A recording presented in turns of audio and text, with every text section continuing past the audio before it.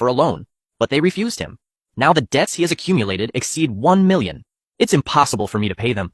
I didn't respond. I simply went back to the warehouse to keep working tomorrow. We must close another order, and we can't delay after securing Hinden's order. The flow in my warehouse stayed above 300 komac, but I knew it wasn't enough to rely on a few restaurants. Market sellers form the base. Only by bringing them all together can I truly control this market. That afternoon, I gathered a dozen market retailers with whom I have a good relation and trust. These are the people I've worked with this half year.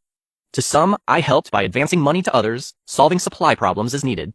I served you and got straight to my idea right away.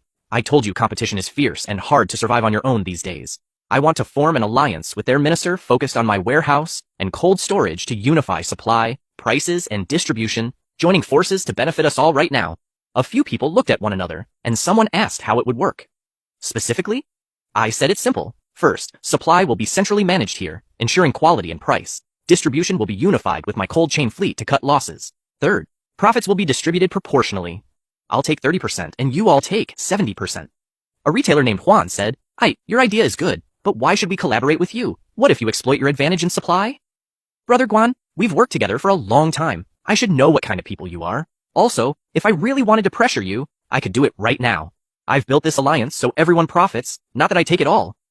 Not me alone, really, another retailer asked. Oh, what about your uncle? He's not well right now. He's been in the market for over 10 years. His connections stay there. If we partner with you, he will retaliate. They have nothing to fear, I think. He can barely look after himself now. How will he have energy to deal with you all? Also, in business, what matters is ability, not connections. Several retailers hesitated for a moment and finally nodded. They said, oh, you are a fair person. We trusted you that very same night. I signed an alliance agreement with 13 retailers from next week. All their supplies will come from me. Distribution will be properly unified by my refrigerated trucks. I promise to guarantee a steady supply, best prices, and zero losses. If Lindy said excitedly, boss, with this we've really integrated the market. Once this buy-sell alliance begins, I will control most of his minister's sources and the market's outputs. My uncle's market share will shrink much more, and his situation will be much harder. The alliance began operating officially. I brought a large shipment from Mercosur. I distributed it evenly among alliance members, and the delivery trucks arrived on time as planned. Each batch arrived without losses. Retailers, on receiving the goods, gave thumbs up one after another, saying AI work will be different. Soon, the word spread in the market. There, he had formed a buy and sell alliance. More than a dozen retailers joined. They all supported one another, and business was getting better and better. Hearing the news, my uncle's face looked even worse. His share of the market, which had already been reduced to the minimum by my actions. Now, after I joined with retailers, it cost him his competitive edge. Someone nearby told him that we work with supply is steady and prices are fair. Why should I go back with you? I didn't say anything. I just kept minding my business that afternoon. I got a call from old Ho Chen. He told me that at the South Dock 2 more ships had arrived, and the source of his minister was even more abundant, really. He asked me yes, I could increase the volume of his minister. They had too much merchandise there, and they needed stable commercial outlets. I said there was no problem. Now, with the alliance, my sales channels were completely open. I could absorb any amount of merchandise. After hanging up, I stood in front of the door to the cold storage room, looking at my uncle's stall in front of me that was arguing with a creditor. The volume was very loud. The creditor pointed at his face and yelled that he had borrowed money. He had to pay it back. Why stop making excuses? My uncle, with his face flushed, kept trying to explain himself, asking for a few more days. He swore he would find a way to pay, but the creditor didn't want to listen and threatened him. If you don't pay this week, I will report you to the court immediately. If he even came up and, lowering his voice, said, Boss, I've heard that your uncle's debt already exceeds 1.5 million euros. Even if he mortgaged his job, it wouldn't be enough to pay. He's really in a dead end, no way out. I stood before the chamber door, watching the market, all lit with people, coming and going in a busy, bustling scene. Meanwhile, my uncle's stall in front of me looked strangely empty and silent. If Aylin called him boss, the market crowd say you are the real boss here today. Your uncle's era, has it passed already, or not? I didn't answer. I simply shut the door to the cold room for now. Tomorrow more king crabs arrive. The alliance members have already reserved 500, as you are impeded. This market is mine now. The alliance for buying and selling ran for 2 weeks, and everything went smoothly. My daily cash flow in the refrigerated chamber stayed above 400, and my market share was already at 60% that afternoon as I inventoried the chamber. Old Che called suddenly in a very urgent voice. He said the weather observatory had issued a typhoon alert. A super typhoon would make landfall in 3 days, and all ships at sea must return to port to shelter. This meant at least a full week without fresh seafood in the market. I felt a jolt in my heart, and I asked him at once if they could still unload the goods. Che said today was the last day, and from tomorrow, all ships must return to port. He told me he still had a batch left, and he asked if I wanted it. I said I'd take it all and I'd leave at once after I hung up. I called it that too, and we went straight to the south dock in the reefer truck while I drove. I calculated that the typhoon would leave the market short of provisions, and seafood prices would rise. If I could stock enough merchandise ahead, I would not only guarantee supplies for the Alliance, but also stabilize the market.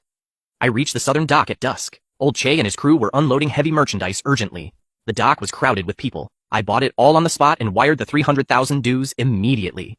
The old Che said, "Oh, this typhoon is coming in strong. Get ready." I calculated at least a week of interruption and the market would have no stop. I nodded, saying I had it in control.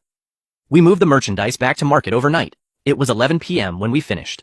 Aline and I began sorting, packing, and storing. I thoroughly reviewed it. The backup generator for the refrigerated chamber to keep power from failing during the typhoon. The next morning, rumors about the storm began to fill the market soon. Many stall owners tried to stock up now, but most ships had returned to port, so it was impossible to buy anything. If someone said the boss is in the market, everyone is desperate to obtain merchandise and prices have already risen by 1%. I replied, "Don't worry. First, let's secure the supply for the members of the Alliance, and then we'll see what we do with the surplus." I was gathering the members of the Alliance for a meeting. I told them that the typhoon was approaching and that the market would run out of supplies for at least a week, but that I had stored enough in advance, guaranteeing that their supplies would not be affected and that prices would not rise. Several small merchants sighed with relief, saying, "Oh, you do have vision for the future. Otherwise, we would all have had to close after the meeting." Other stallholders began to look for me, wanting to buy merchandise at high prices, but I turned them all away, saying that the priority was the Alliance members. In the afternoon, I learned that my uncle was also preparing merchandise. If he told me my uncle had taken out usury loans and bought merchandise at high prices in small, crowded ports, hoping to make a fortune during the typhoon and recover. I felt my heart sinking fast, right then, anxious, truly. My uncle stood on the ropes, betting all on a single hand, but his old fridges couldn't bear such cargo now. If something went wrong, losses would be devastating at dusk. I went especially to see my uncle's small stall. He was guiding his workers to move the goods to the cold storage with a strange smile on his face. His refrigeration machines were running at full power, emitting a truly deafening roar. I stood facing those old machines, watching them with a sense of ominous foreboding. If Alan drew closer and spoke softly, "Boss, the merchandise his uncle has accumulated must be at least 500,000 dues. Could Alan's old machines withstand it?" I shook my head, saying nothing. That night, I checked all the equipment again in my refrigerated chamber. The refrigerators were operating normally, and the temperature remained at 5 degrees below zero. Backup generator tests were ready to be run. I prepared several small generators, just in case, at midnight, standing before warehouse door. I looked at the sky. Dark clouds began to gather, and the wind rose quickly. The forecast said the dead man would fall to earth in the pre-dawn hours of the day after tomorrow, with winds up to 14 degrees. My uncle's stall across from mine stayed lit behind the glass. I could easily see him sitting there alone, facing his merchandise, with a smile of anticipation. He believed this typhoon was his chance to be reborn, not knowing that this could be the drop that would brim the glass. The following day, the typhoon was coming closer. The sky was leaden and gray. The winds had already reached the 8th degree, and many market stalls had begun closing early to prepare for the storm. I asked C. Aline to recheck equipment to ensure nothing failed. Alliance members prepared to keep operating after the typhoon. At 4 in the afternoon, I got a call from Chen saying the typhoon was stronger than expected and that I should be careful. Their ships had already returned back to port to be reinforced, and the dock was clear. I replied, "Don't worry, I am well prepared." After hanging up, I stood in front of the refrigerated chamber watching the sky darken. The wind was blowing harder, and the first drops of rain began to fall. At my uncle's place, he kept working, but I noticed that the screen on his refrigerator, number 3, started blinking and the temperature grew unstable. I felt a pang. I knew it all too well. That machine was a sign that it would soon fail. The coastal typhoon and a windstorm with rain battered the city. Along the street, the advertising signs were torn down completely. The trees split in half, and the market lay in darkness, except for the emergency lights of a few stalls.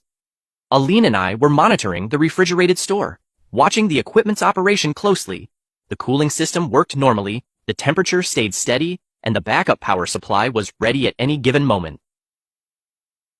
If anyone leaned against the window, looking out, he suddenly said, "Boss, it seems something indeed happened at your uncle's post." I drew nearer and looked to the front through the veil of rain. My uncle's post was in gloom. All the refrigerators had stopped, and he was inside there, moving from side to side with a flashlight. Clearly, I was looking for reserve stock, but I had made no plans. He said to the boss, "If there is still no power, all the goods inside will spoil." I didn't say anything at all and kept watching my equipment closely. The typhoon lasted 6 full hours. The wind and rain gradually subsided. The sky began to clear, and I left the cold store, finally. The market was a total disaster.